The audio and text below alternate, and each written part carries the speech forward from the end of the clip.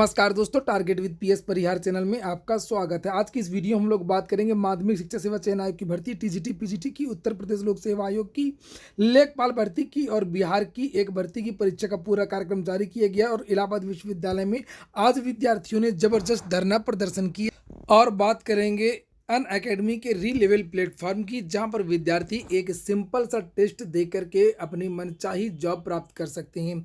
पूरी जानकारी इस प्लेटफॉर्म की भी मिलेगी। चलिए शुरू करते हैं। और सबसे पहले बात करेंगे टीजीटी पीजीटी की। और सुबह की वीडियो मैंने आप लोगों को इसके बारे में जानकारी दी थी कि आज इस केस की सुनवाई होनी है। एक मामला था प्रधानाचार्य भर्ती के साक्षात्कार का, गोरखपुर का ही मामला था, और जिसमें शासन की तरफ से, चयन बोर्ड की तरफ से ये कहा गया था कि बहुत जल्द सदस्यों की नियुक्ति हो जाएगी, लेकिन सदस्यों की नियुक्ति अभी तक नहीं हो पाई है। और आज भी कोई संतोषजनक जवाब चयन बोर्ड की तरफ से नहीं दिया गया। और इस केस की जो सुनवाई है वो अब 2 दिसंबर को होगी। 2 दिसंबर को इस केस की सुनवाई होगी, अगली डेट लगा दी गई। और वहीं पर जानकारी ये मिली है कि चयन बोर्ड में सदस्यों के आने में अभी थोड़ा सा और देरी लगेगी। सदस्य लगभग 20 तारीख से लेकर के 30 दिसंबर के बीच में आएंगी। और चूंकि उसमें कुछ शासन स्तर पर कुछ चीज़ें, फॉर्मेलिटीज़ हैं, कुछ औपचारिकताएं हैं जो पूरी नहीं हो पा रही हैं, जिसकी वजह से अभी देरी होगी। और इस हिसाब से जो ये परीक्षा है वो अब फरवरी में होने की संभावना है। जनवरी में समाप्त, फरवरी में होगी। चूंकि अगर 10 दिसंबर, मैंने पहले भी कहा था कि अगर 10 दिसंबर के पहले तक सदस्य आ जाते हैं तब तो संभावना है कि ये जो परीक्षा है वो हो सकता है कि जनवरी के में लास्ट में हो जाए। लेकिन अब ऐसी संभावना नहीं है। अब इसकी जो संभावना है वो फरवरी के महीने में चयन बोर्ड की परीक्षा हो सकती है, अगर दिसंबर लास्ट में सदस्य आ गए। लेकिन लाख फटकार के बावजूद केवल यही टीजीटी पीजीटी की भर्ती नहीं है, चयन बोर्ड में बहुत सारी भर्तियां हैं और बहुत सारे कार्य हैं, प्रमोशन के, डिमोशन के, कार्रवाई की, बहुत सारी ऐसी चीज़ें हैं जो एडेड माध्यमिक विद्यालयों की हैं, जो लंबित है। सदस्यों के पूरा न होने की वजह से काम ही नहीं पूरे हो पा रहे हैं। तो ये तो हो गई आज की अपडेट की जो नेक्स्ट सुनवाई है अब 2 तारीख को होगी। और इसके बाद में हम लोग अब बात करें री लेवल की। री लेवल के बारे में मैंने पिछले वीडियो में आप लोगों को बताया था कि यहाँ पर कोई भी विद्यार्थी, चाहे वो फ्रेशर हो या किसी भी स्ट्रीम में ग्रेजुएशन किया हो, कोई ज़रूरी नहीं है बीटेक हो, एमबीबीएस हो या कुछ भी टेक्निकल हो, सिंपल ग्रेजुएशन का छात्र भी यहाँ पर ऑनलाइन टेस्ट दे सकता है। टेस्ट की अलग अलग कैटेगरीज हैं, जैसे चुनने के लिए आपके पास ऑप्शन आएंगे कि आपको किस चीज़ के बारे में आपका नॉलेज है। यानी कि आपको जो नॉलेज है या आपकी जो ट्रेनिंग है, जो आपका इंटरेस्ट है वो किस में है, सेल्स में है, एचआर में है, कोडिंग में है, कंप्यूटर में है, तो ये आपसे पूछा जाएगा और आप अपने मन चाहा फील्ड का टेस्ट दे सकते हैं और मन चाही जॉब आपको मिल सकती है। री लेवल एक बहुत बड़ा प्लेटफॉर्म है जहां पर 1 साल के अंदर 1400 से ज़्यादा छात्र नौकरी पा चुके हैं। यहां पर देख सकते हैं आप लोग 90 करोड़ से ज़्यादा तक की जॉब 1 साल के अंदर डिलीवर की जा चुकी है।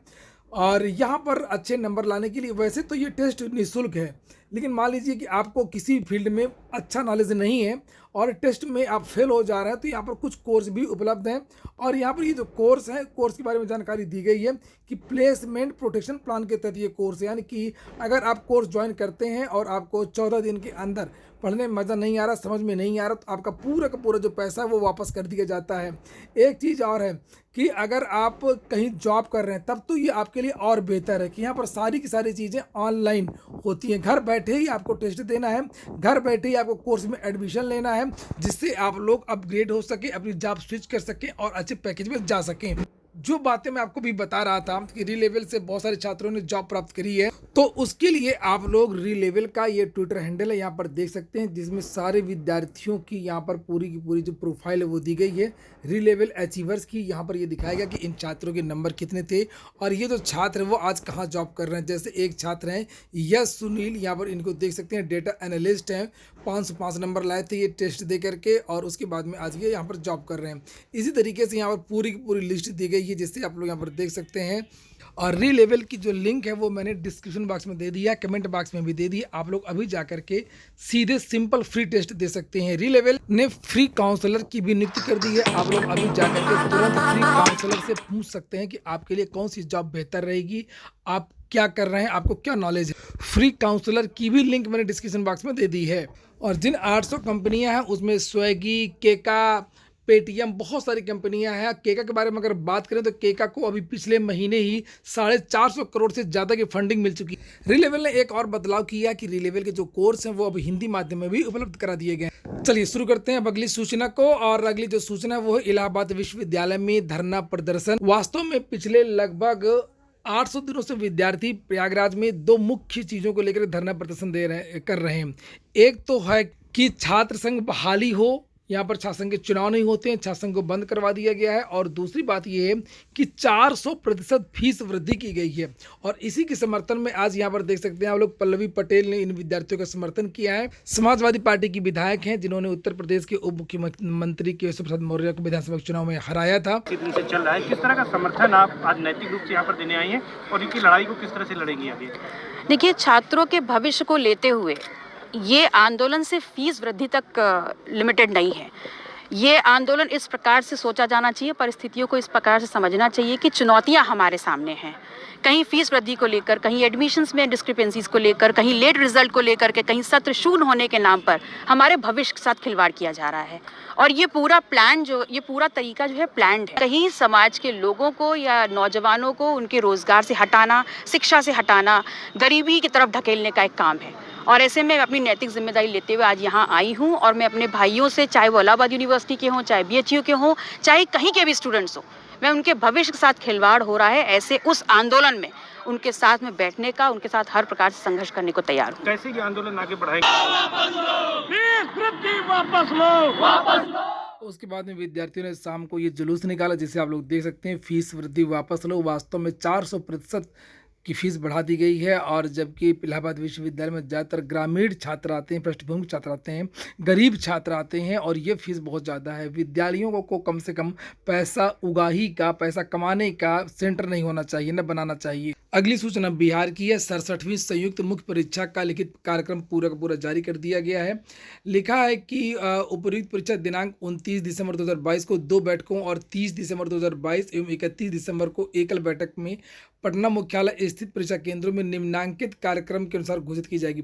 तो यहाँ पर ये परीक्षा आयोजित होगी 67वीं PCS की मेंस परीक्षा। ये देखिए, सामान्य अध्ययन का 29 दिसंबर को, फिर 30 दिसंबर को, फिर 31 तारीख को ऐच्छिक विषय का पेपर होगा। ये पूरा जो कार्यक्रम है समय सारणी जारी कर दी गई है। बात होगी अब उत्तर प्रदेश लोक सेवा आयोग के एग्जाम कैलेंडर की। विद्यार्थी इसके बारे में पूछ रहे थे, समाचार पत्रों के माध्यम से भी जानकारी दी गई थी कि विद्यार्थी इसकी मांग कर रहे हैं। और जानकारी मिली है कि 15 जनवरी के पहले जो टारगेट है लोक सेवा आयोग का, कि 15 जनवरी के पहले उत्तर प्रदेश लोक सेवा आयोग का जो एग्ज़ाम कैलेंडर वो जारी कर दिया जाएगा। एग्ज़ाम कैलेंडर बनकर के तैयार है सारी भर्तियों का। बहुत सारी नई भर्तियां इस बार देखने को मिलेंगी, खासतौर से जिनके नाम आ चुके हैं उसमें खंड शिक्षा अधिकारी PCSJ इत्यादि की भर्तियां तो वही हैं।